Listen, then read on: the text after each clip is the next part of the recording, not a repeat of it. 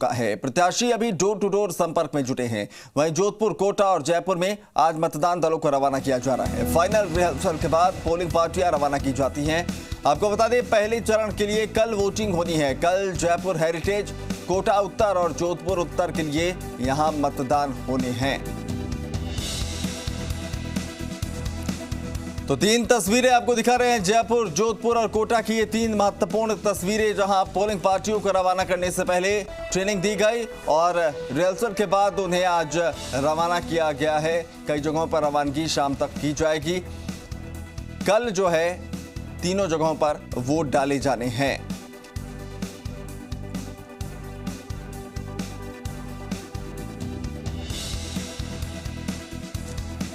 चलिए, तो इसी पर ज्यादा जानकारी के साथ हमारे संवाददाता अलग अलग जगहों से जुड़ रहे हैं। जयपुर से दीपक हमारे साथ हैं, जबकि कोटा से हिमांशु मित्तल हमारे साथ ज्यादा जानकारी के साथ जुड़े हुए हैं। सबसे पहले मैं आना चाहूंगा हिमांशु, आपके पास कोटा में किस तरह की तैयारियां और पोलिंग पार्टियों को क्या रवाना कर दिया गया है, या फिर जो रिहर्सल रहा वो कैसा रहा?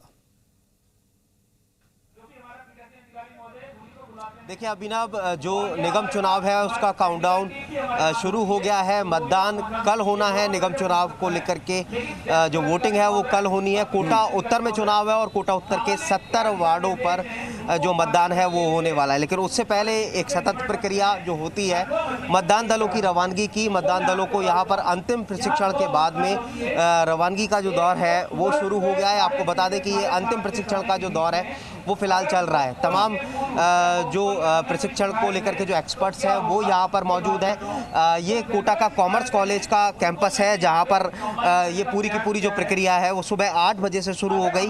और सबसे बड़ी बात ये है कि इस बार सबसे बड़ा चैलेंज ये है कि कोरोना काल के बीच में इस बार का जो चुनाव है वो होने को जा रहा है। और कोरोना काल के बीच में जो कोरोना गाइडलाइन की पालना सख्ती से हो, ये इस बार मोटी तौर पर पूरी तरह से कोशिश जो है वो होगी।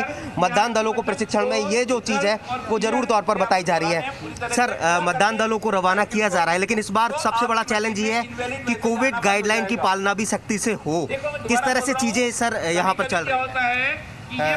देखिए, कोविड गाइडलाइन के लिए जो राज्य सरकार द्वारा प्रोटोकॉल जारी किया गया है, इलेक्शन कमीशन द्वारा जो प्रोटोकॉल जारी किया गया है उसके अनुरूप सभी जो मतदान दल कर्मी है उनको जो बैग दिया जा रहा है उसमें सैनिटाइजर उपलब्ध कराया जा रहा है। सभी को मास्क लगा के ट्रेनिंग में आने के लिए पहले ही अपॉइंटमेंट ऑर्डर में ही निर्देश दिए गए थे और सोशल डिस्टेंस मेंटेन करने का उनको पूरा हिदायत दी गई है। मैम, अपने तरफ से कुछ बताना चाहेंगे, क्योंकि अंतिम प्रशिक्षण दिया जा रहा है, इसके बाद में अब रवानगी शुरू? हाँ, एक्चुअली हमने प्रथम प्रशिक्षण पीठासीन अधिकारी और प्रथम मतदान अधिकारी को दिया है। द्वितीय प्रशिक्षण में पूरा मतदान दल हमारे सामने है, जिसमें पीठासीन अधिकारी और 3 मतदान अधिकारी हैं। कोविड-19 गाइडलाइंस की पालना के लिए भी इनको बताया जा रहा है और ईवीएम मशीन के बारे में इनको डिटेल में समझाया जा रहा है कि किस तरह से इनको मौका पर कराना है और किस तरह से एक्चुअल पोल कराना है। संपूर्ण जानकारी देकर इनको आज रवाना किया। कोटा निगम आयुक्त वासुदेव मालावत साहब भी हैं। साहब, निगम चुनाव है और निश्चित तौर पर इसको लेकर के जिम्मेदारी प्रशासन की बढ़ जाती है।